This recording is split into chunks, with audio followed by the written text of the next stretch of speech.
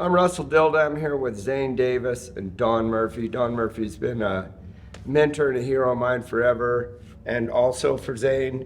Been showing with Zane forever. He's a witty guy, hard to see, but really is spelling bee winner. Spelling bee winner. Yeah, champion. Not to mention, did well in the cow horse. I'm used to being the best looking guy in the room, but it's rare I'm the best looking and the smartest. So I'm glad you gave me that opportunity today until Don showed up. Well, you were the last guy in the room, late as usual. So we're here to talk about bits. This is, Murph's been here when they started inventing bridles. He was around, so he knows a lot about the leverages, the ports, a lot of the questions that people ask about the bit and what it does and how it affects the way we ride our horses. We're just going to take some bits and go over the different parts and aspects and how we feel they help with the horse and how we use them differently for different horses. Yeah, especially for my part, these two both kind of grew up in a California tradition atmosphere where I grew up on 15 acres with a racetrack and a buck and shoot. So these things were new to me 20 years ago. I had no background in it. So a lot of my questions are going to be from a very elementary level, things that even though I've done a lot of study, it's a lot of things I've never learned that I'm curious about.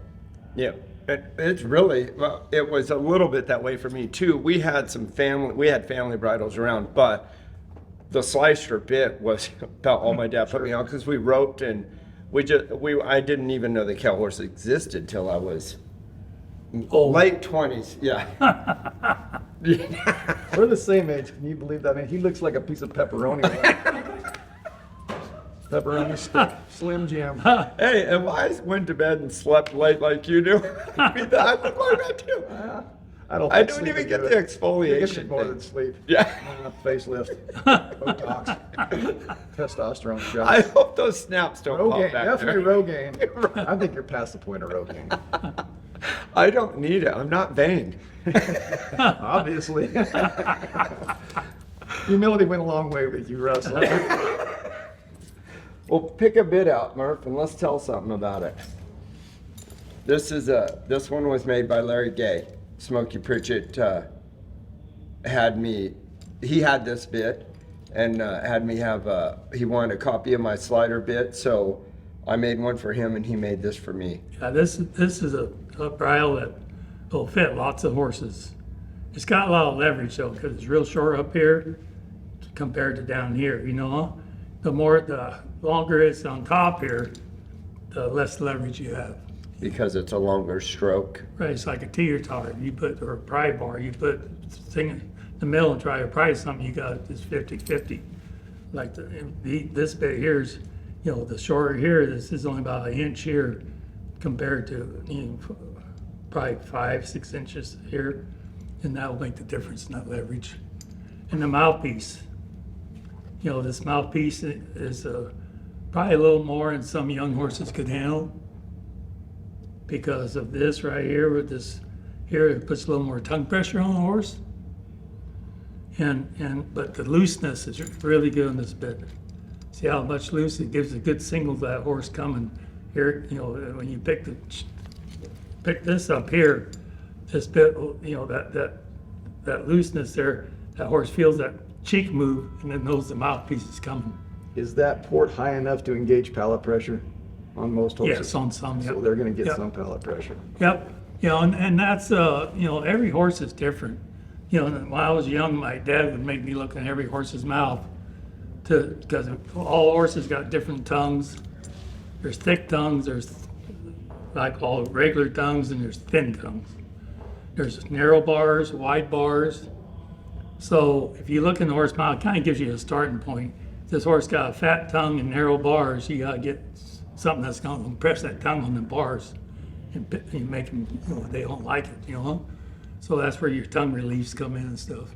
So in this bit, Murph, would you call that a lot of tongue relief or a little tongue relief? A little tongue relief. A little Yeah, tongue. it really don't get much tongue relief because that tongue's not going to fit up in there. Yeah, because this is a narrow area. It's going to put below pressure the on cricket. that tongue, where, that part of the tongue goes up in there and then it puts more pressure on it, But it gives you a good feel, but it takes a little longer to put a horse in a bit like that.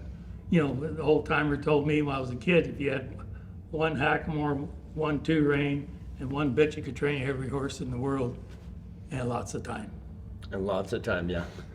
And this bit, Smokey told me what he liked about it is it was really good for right and left in young horses. Yep. And like you said, it's real. They take it very well. It's a comfortable bit, but if you get quick with your hands, it's hard on them because, and that being because of the shortness here. You have a short bar on the top and a fairly long. I feel like the sweep of these cheeks, what is the difference in effect? If it's a straight cheek, it's quicker. You know, it's going to give you a lot quicker feel. The other cheeks, they kind of roll around and come back to you. Where a straight one, if it came down here, when you pick it up, it takes a hold of its mouthpiece faster. It engages the leverage at a slower rate. Yep. Yeah, and that's what that one feels like to me. It's a pretty bit too. It's a nice bit. Nice job. Yep, Larry Gay made me. I like the looseness. You know, today all new bits are tighter, but when they get older and they get looser, the horses like them better. Yep, always. Yeah. Yep. Let's real. Almost need another chair.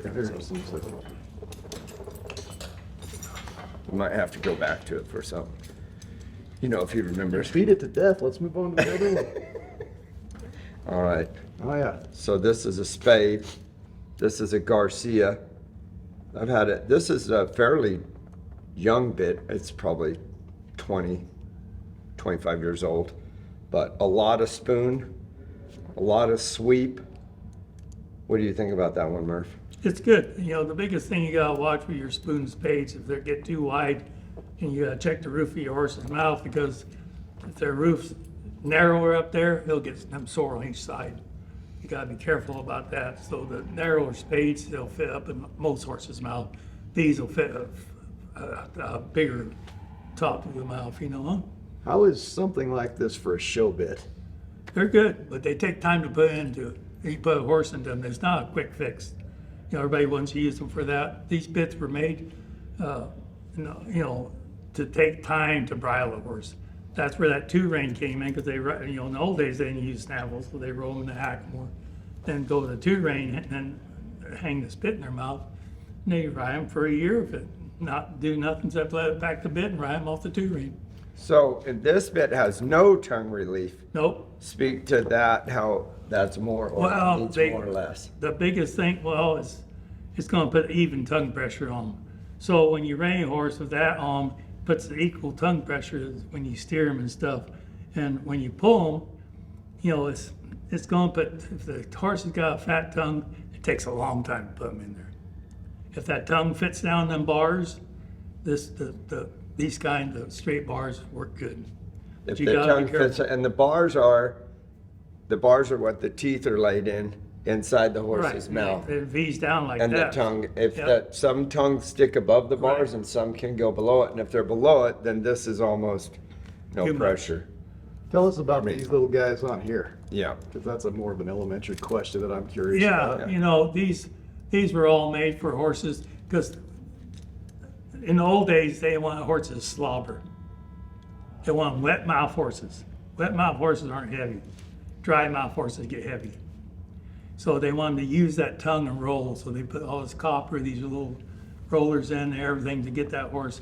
I mean, if you rode the 1970s, 60s, you rode in the pen when they're giving the awards, they line everybody in the center, and every horse in that pen will be rolling that bit. And they make them the crickets and stuff to sound, make noise. And it was cool, you know. But nowadays, you don't ever hardly hear it, you know. It's just something that, but Just because you can't hear, or they quit rolling? probably both. Half and half. And so this roller on top of the mouthpiece, You know, same. yeah. Is it for slobbering? No, it's more for when you pull that horse that rolls on the roof, you know, it just don't have a straight thing. So it's not. It gives a little bit of Yeah, there's travel. You know, there's so many different theories on bits, you know, and stuff, you know, and my whole thing, I tell people, they always ask me what kind of bit to use on a horse. I said, some that the horse likes, and some you get your results you want. If the horse comfortable with the bit and you can get your results, it's a good match. I'll attest to this one.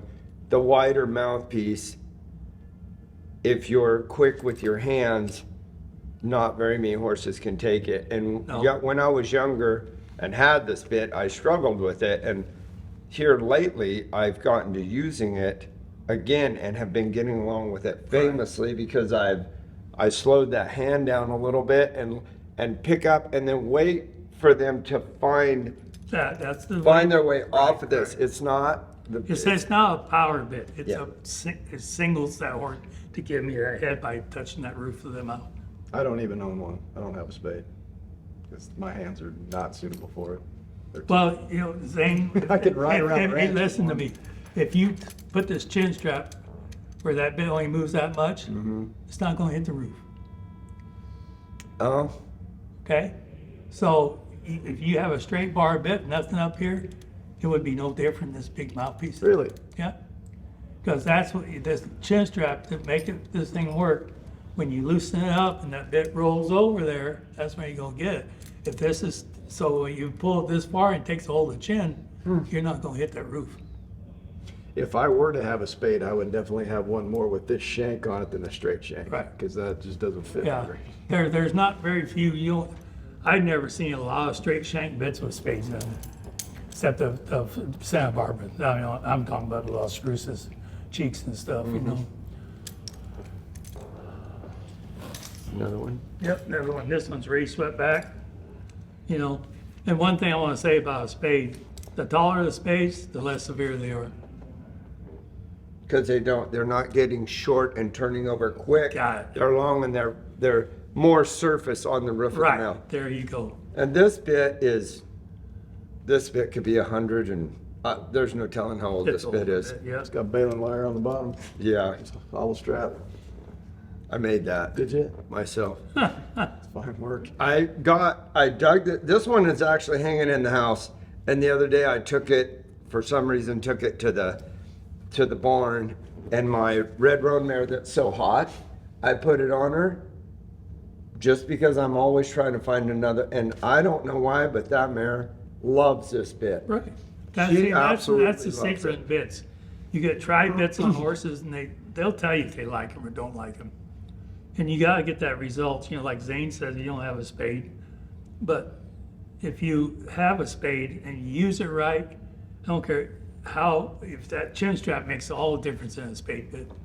That's good information. Yeah, so that's a big thing, how much that chin strap, it slows down the flow, which the other thing, I mean, you can see how this bit's so old that you probably can't see it on the TV, but the copper where they put their teeth it's not even wire anymore. It's just melted together.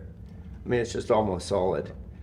So when you talk about how old this bit is, and you don't know how old it is, has this been your basic style of bit since for 1700s? Spades were a big deal in Okay. the Carroll style. They used them a lot,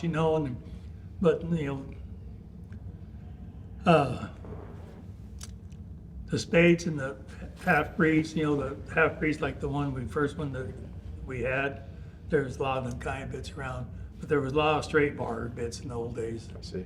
And this is kind of a narrow-mouthed horse that I use this on. Yep. I've used on several, and this bit has a lot of appeal. That's one reason I got the wire on there, was just hanging, and I took it out there just to try another bit. Well, they liked it so well, I took it to the horse show, and holy mackerel, I don't have my bottom, and it's illegal. Oh, a piece of wire. Yeah, in the cow horse, you have to have a connector on the bottom, or it's illegal. And you must also have an operable roller. And what else, Murph?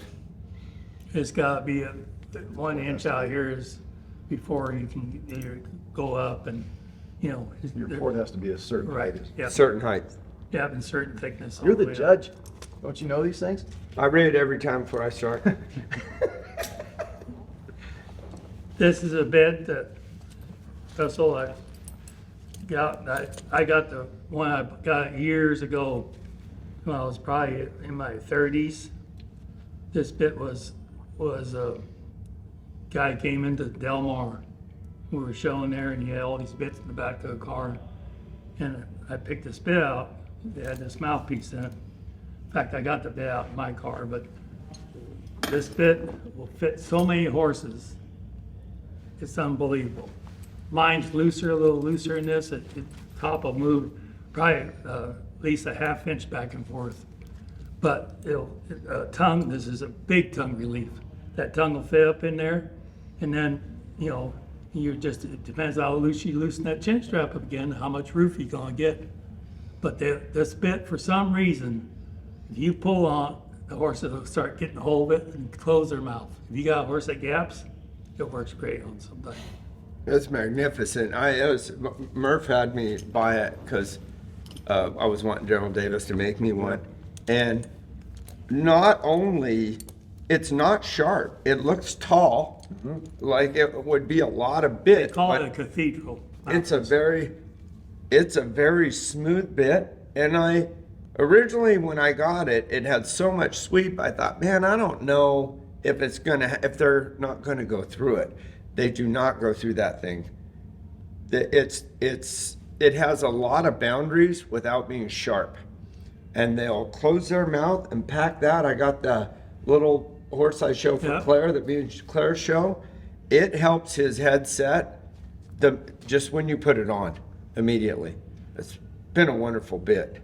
I actually do have this particular port. It's not on a Darrell Davis shank, but my question is, does something like this, if you've got a horse that's getting really strong in the show pen, is this something you might try on one? It'll work, and then if the horse is strong, you just loosen that chin strap up a little more, Todd Crawford was showing a horse in the World's Greatest one year, and he was having trouble with the horse both dragging him around, and we put that bit on, and he was opening his mouth. He pulled on him, he opened his mouth and dragged him, and we put this bit on him, he closed that mouth, and he got really light for him. No, maybe not as light as you would like, but you had control. But better. You had control. So this is a good bit to go to, maybe if old Dobbin's running off with you in the pen. And Yep. That's good. Yeah.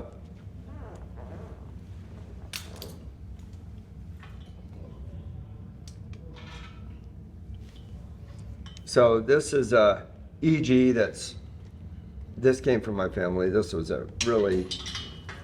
my grandpa bought this. There's no telling how long ago, but he used to trade cattle and he knew that EG. And so we have quite a few bits from him. This one, my brother-in-law had a guy named Bill Curtis in New Mexico that was a really good bit maker. He just passed away not long ago, but his son's still making bits. But this bit was short in the connector right here, like all others, and he took and made him a little taller. See how tall that is above the mouthpiece, and it makes so that it never pinches them. Yep. It's an exceptional addition. See what they had leather pit cars they put on these pits when they got loose so they didn't pinch. Yeah. Used to have you've seen them with the little round rubber thing. The barrel racer. Well, yeah, it wasn't Barrel racer rubber tubes. then. It was a leather thing. Leather. And it had a little buckle on it, fit down there, and it'd go around here and you either hook it down your cheek or hook it up here on this thing, on the headstall. This is a half breed. One difference between this and say the last bit is this is a chain. Sometimes them horses will grab them chains, especially in a bit like this. I've had a few that the shanks are short enough when their mouth is over there, they'll kind of flip that like that and grab it with them lips. Yeah, they're and better. then chew on it. Short one's better of a bar that sweeps down Yeah, a little bit. yeah, that's something we discuss on that one. But this is a much, I guess this bit fits a lot of horses. It doesn't have as much get off as some of the stuff we've looked at so Right, far. Yep. And like Murph had told me early on, a lot of people want to go to this, then go to the Spades. And what I like to do, and what Murph has said to do, is put the Spade in. Don't be reining them around. put it in there and go work. Especially if you're cowboying. Just Right. put it on there and let them pack it. You just leave it.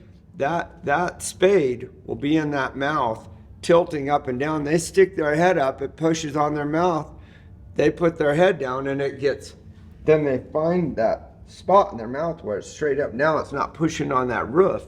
Then they just start packing their head. After they're good in that, then you can go to these. Well, the theory in the old days was go big to small. Start big, get your horse in it, take you a longer time to do it. But their whole theory was the longer you roam, the lighter it should get. Nowadays, we're in a hurry, so we go to the smaller bits till we can go show them and do things faster. But we end up going bigger all the time because they start pulling us. So if you get a horse, and I had a horse that we showed forever, and when we quit showing him, he was 21, 22, bald and shiny. And he was in the slightest bit I ever had in his mouth because I started him that Spade. Yep. And he got, so he's, I mean, you can, when we roped on him and stuff, and we roped on him a lot, we had to use the leather curb strap on him, a soft nose bad hack more big because the roper's hands were too quick. And he just stopped, So we had, it works if you got time to do it, So if the average person is looking to get one of these California bridle bits to either show in or ride around in, and they go down to their local tack store, and they got all them silver bits down there, how are they differ? How do they differ from, say, some of these? I mean, why Well, would you you want to not buy get, them? you want a bit's got a little, like the first bit was really good. If you can buy a bit like that, it'll fit a lot of horses. It takes a little more time to put them in, but the horse will last a long time in. But some of those, the ones you get down at the Western store, most of those pretty decent bits. No, Okay. And No, what are they're their not. biggest faults? Just they're, stiffness? well, they're not balanced. I see. These bits, like if a person goes copy, say I got that bit that Russell, we were looking at the cathedral, when Jim Paul copied it, he weighed how much it weighed. And he measured everything, then he would build it. Because the weight makes a big difference. Heavy bits to light bits, there's a big difference there. Yeah, you can tell that. And then also just the quality of the metal. So a lot of those bits at the Western store are they're pouring them.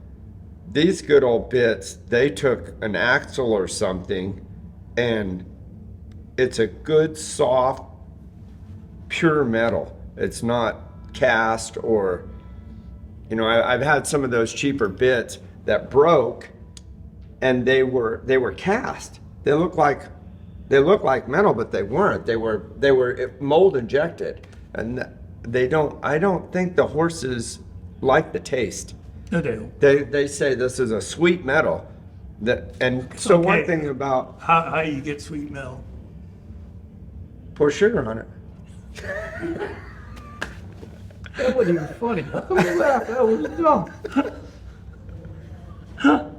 You went too far off. I had, I know. I'm not wrong. You watch. all my life, I heard when I was a kid, in my 20s and 30s and stuff, and I never asked nobody about that sweet iron. And one day I got thinking about how they make sweet iron. Iron's iron. How are you gonna make it sweet? So I asked Jim Ball, and Jim Ball's answer was to me, he said, you take the iron and you heat it up, and then you dip it in honey, let it cool off, and it draws that honey into the iron because it sucks that in. See, Yeah, you said sugar. I was just making that simple for you. I've noticed, and I don't know whether this is right or wrong, but on a lot of those bits you buy at the Western store, the cricket hangs down solid way below Right. No, and that's we- not good. no, That's what that's- I've heard, because that's that- the first thing that's engaging that Yeah, tongue and then all it that pinches time. their tongue, Yeah. and it does, no. Okay, yeah, And and I that's- see that in almost every, they it'll got- be all pretty made on the outside, No. but that cricket will be hanging way down here. Nope. Okay.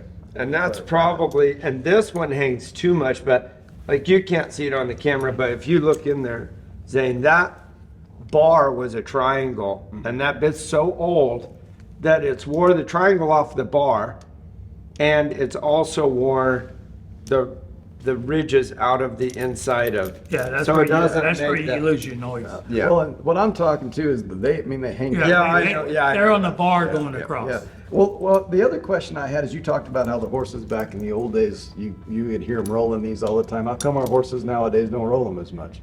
Because we did everything. We wrap our bits in bacon or anything to make we had Chief Rojas. Have you heard of Chief Rojas?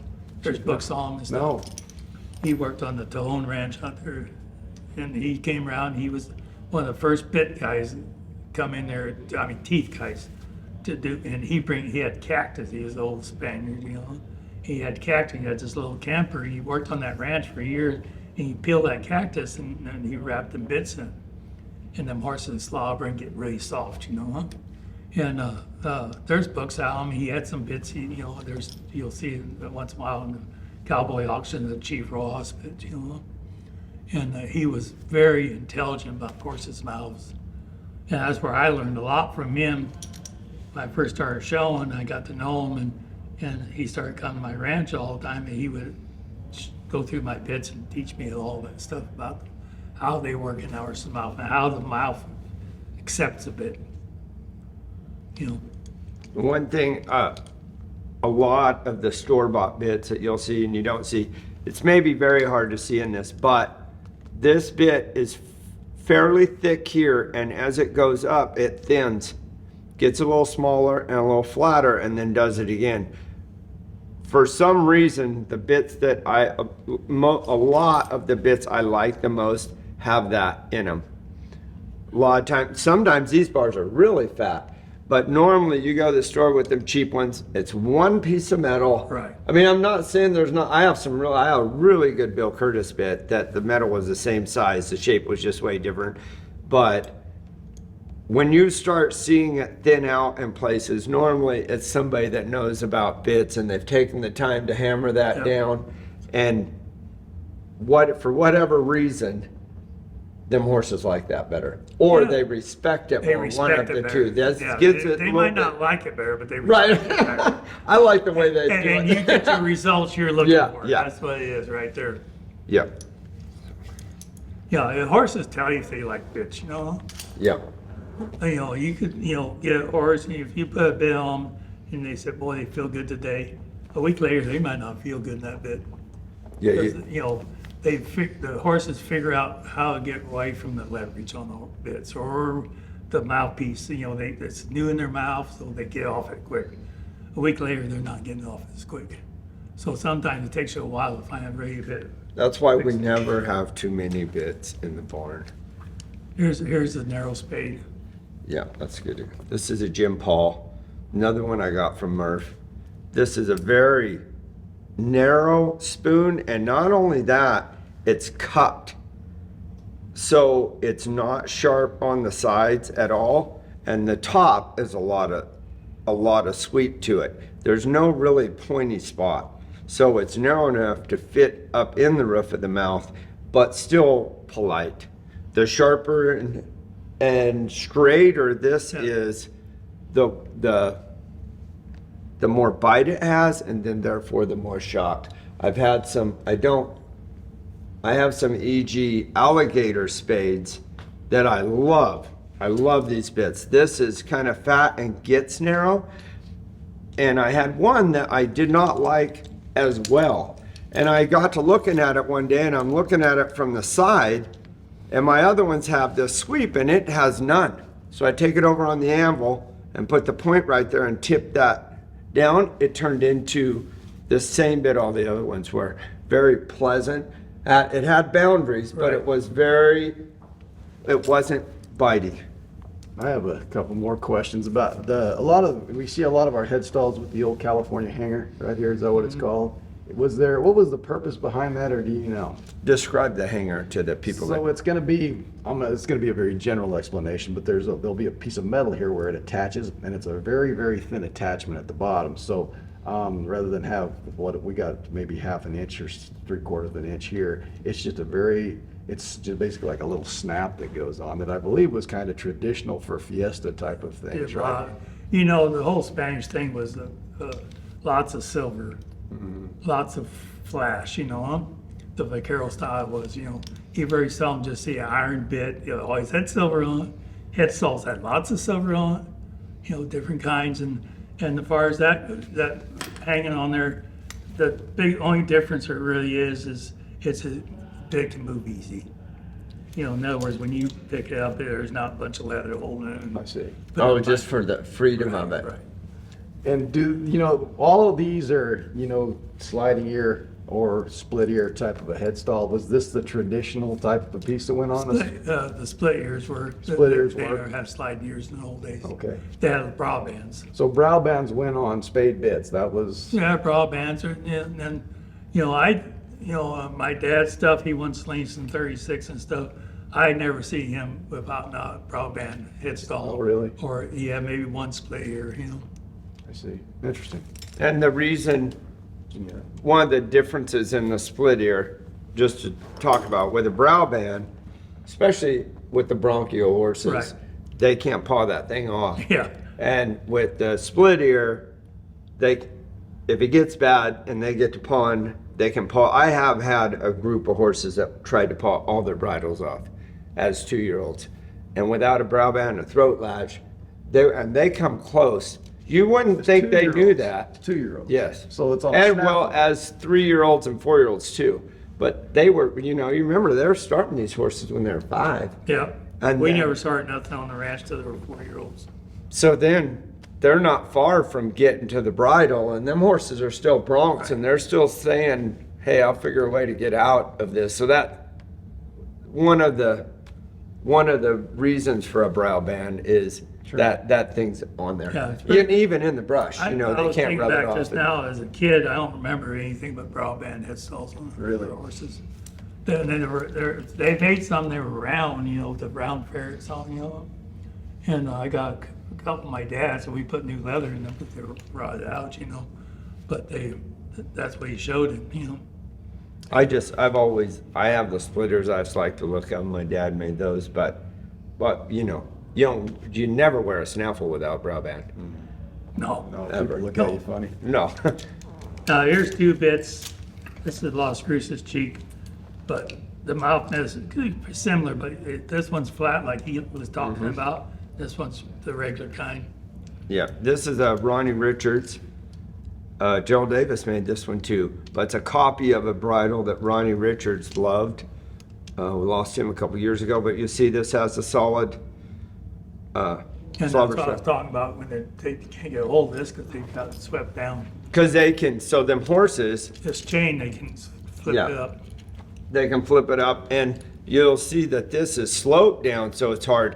There's horses that will, with some of them non-pros, they will even take a solid one if they can get it, and they'll get a hold of that with their teeth, that bottom deal, and they can hold that bit up and run off with them. Yep. And they can run smooth off because they can take a hold of it and you can't get it away. The only thing you want to be careful in Stan Fonson. One time, I had a horse that was kind of overflexed, you know, huh? And this girl I said, I was going to rope, and I said, I had Stan help my kids, you know, this horse. And this horse had a big old conch, this girl did on the thing. And I said, you need to stop and back him off in the morning, you know. He ran down and stopped that horse and pulled him, that thing hooked onto the concho. He said he never went backwards so fast in his life. He was cussing me. I said, what's my breast collar, you know? I told you he kind of overflexed a little bit. Now, is this the mouthpiece that Daryl puts in that he calls the Don Murphy mouthpiece? No, It's different than it's this. different. isn't it? It's got- Do it's you got have one of more those by relief. any chance? Is Huh? there one here? You have one? No, we got that cathedral. have We that don't one. have, he's copied that thing. This one's, I don't know who's that copy of? This was Jim Paulman. Yeah, Jim Paul, that's his own design, you know. Jim's made lots of bits. That's Las Cruces cheek, straight cheek. And this bit would be quick. Yeah. Yeah. And then I mean, look test how- a little bit about what the difference makes with those square corners. Tons of tongue relief. Tongue but then a relief, Square it will take a hold of a horse. come here. These square corners, you know, get a hold of them bars. Or even if they go outside the bars a little bit, if it's a narrow barred horse, they're still gonna get results quick. Yep. And that thing, look how straight that mouthpiece is up in Yes. there, huh? And That's and the cheeks. Everything's, and it's Everything's solid. straight. Yeah. That's a solid bit. There's no letting the horse know it's coming, you know, huh? Like this one's, it'll give you a little single, but the looser they are, the more single they get. Is there a point where they get wore out if they're too? Oh, yeah, you know, I mean, they'll wear out. You have to have big. How do you, I don't know, it might be hard to But, explain. you know, it's gonna take you 30 years. Okay. How do you know when you've gotten to the point where it's no longer When it just feels moving bad? around? It just feels Or it bad. pinches your horse. Okay. You know, I like mine loose, so I always use big cards on, leather ones. I don't like the rubber. I'm not into the barrel racing deal. But yeah, I like them pretty loose because I like that, letting them know it's coming. Only time, if I got a run-off horse, yeah, I'll put some on there so they don't know it's coming.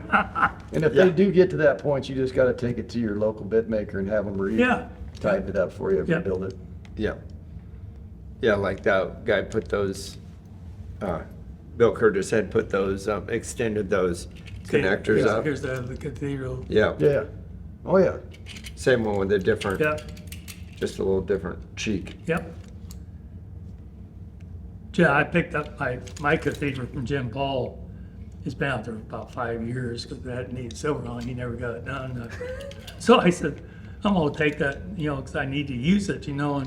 And he said, God, you can't take that. He says, I sell one of them every month. He said, everybody always wants one. He said, everybody's happy if then they have them come make another one. You know? And I said, So he's just loaning yours. Yours is just a test vehicle.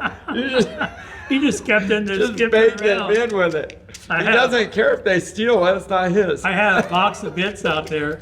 It was up on a shelf, and it has to have been there 15 years with silver bits, old bits that need a piece of silver on them or stuff done, you know.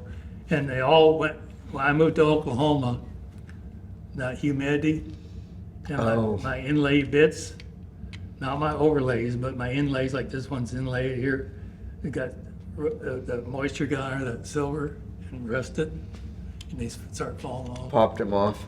Yeah. Well, that's a short recap of, I don't know, what, 70, 80 years Long time. of Don's knowledge. I have one more question. Yep. Because, you know, a lot of the show bits that I see are not spades. These people aren't Right. using a spade, they're using something. So when you talk about old bits that were used, how is the type of bit they used 40 years ago for your general show horse different from today's? Were you mostly in spades and half breeds at that Well, point? 40 years ago, there were still the older bits. I really think, like Russell said, the iron, and them bits were so much different, you know. And I know Jim, every time he came to my ranch, or I was on my dad's ranch, and he come there and there was lots of old iron. He was always going through that iron, look for that old iron, go build a bit out, you know. So I think there was something about the old iron compared to the new iron, you know. Our mouthpieces are relatively the same, so you There's didn't- not, I guarantee as far you, as every the look. mouthpiece you ever designed, you go back in them catalogs, been there. it's already been They've made. already done. Yeah. I have never found, I always think, I found one here when I was about in my 30s and stuff, you know. And I'd be looking through some old catalog that was in my dad's house, you know, there's that bit, you know, it's a mouthpiece, you know. So, yeah, they built so many bits in the old days, you know, and they were handmade. And when you're gonna put one of these on your horse, you're gonna check, like you said, their mouth for their mouth conformation. You're gonna look Yep. at their tongue and Sure. the roof of their palate. I mean, if their mouth's normal, and the only way you know what normal is, they gotta look at a lot of mouths. Sure. You know, but once you look at them, you figure it out, you know, normal, you just go ahead and put whatever you want on them and then let See the how horse help you find what they like. But if they got a fat tongue, the fat tongue's a big thing. You know, if they're fat tongue, that's when you gotta make sure that there's tongue relief there for the horse. Because then they can't get away from it. Right, because it's going to push so much pressure on their bars. You'd be like putting your tongue on top of your teeth, and then somebody pushes down on it. You know. And the key to training in a bridle and really anything, it's not the pressure, it's the release. Yep. So if you can't give them the release, how do you ever show them the best place to be? And so You know, it's just like somebody putting a snaffle on too tight. If it's up there in the corners of their mouth and you can't ever let go, they can't ever find where to be. It's always uncomfortable, so then they're always uncomfortable. And I would say that when I was cowboying, I had some really, really hot horses. I had one in particular that I just put a Spade on for a month or so and cowboyed on in pretty steep country. So a lot of just going forward. And this horse he was just so hot. At the end of that, he found to pack it on his own, and that horse never gave that up. No. Even when I went back and tried to do the show stuff and do things and he got wild, he would always go back to packing his head. Whereas horses that we were trying to go from the snaffle to the bridle and we're showing, and we have so much demand for right and left. We're constantly going right and left. Everything's the turning, the working, and there's not hours and hours and miles and miles and miles of straight riding.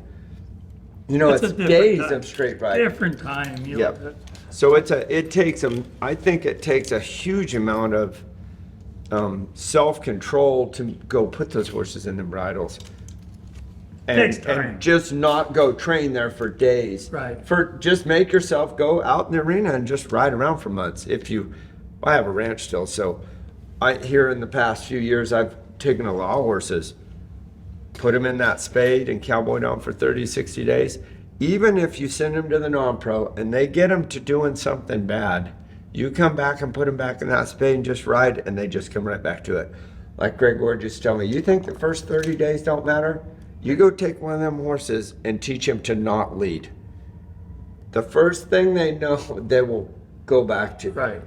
So I just think that's very important. It's just that the window for us now, you know, we're going to get done a snaffle bit in the World Shows in 2 months. But you know, our deal today, our horses are such quality horses. Oh. They're bred to what they're doing. Back when I was a kid, there wasn't one horse that we ever had that was bred to be a cow horse. There was no such thing, you know. They were either race horses or they were rope horses or something that we just cowboyed on, you know, and we go show them on the weekend. You know, there was no such thing as just a show horse, you know. There were ranchers that showed horses that go have a competition with other ranch, and all our shows were at rodeos. We didn't have horse shows in California, it wasn't at a rodeo. So it's a different time, and the bits, these horses we can train so much faster. They're so much smarter, they're easier to train. So they take, you know, our bit process is different than it was when I was young. Not that it wasn't good, and I believe in it, but everything gets easier. The horses are better, the ground's better, everything's up to cattle are the same. You know, I don't care if we were cattle when I was, they're all either good ones or bad ones, you know? Yeah. Or just cows, you know? But everything else has changed. Yeah. And a lot of it for the better. You know, luckily the breeds do kind of fit how much faster we have to train. The breeding, not the breeds, the breeding, you know, they had, in those days they were breeding for stuff that could go all day was first.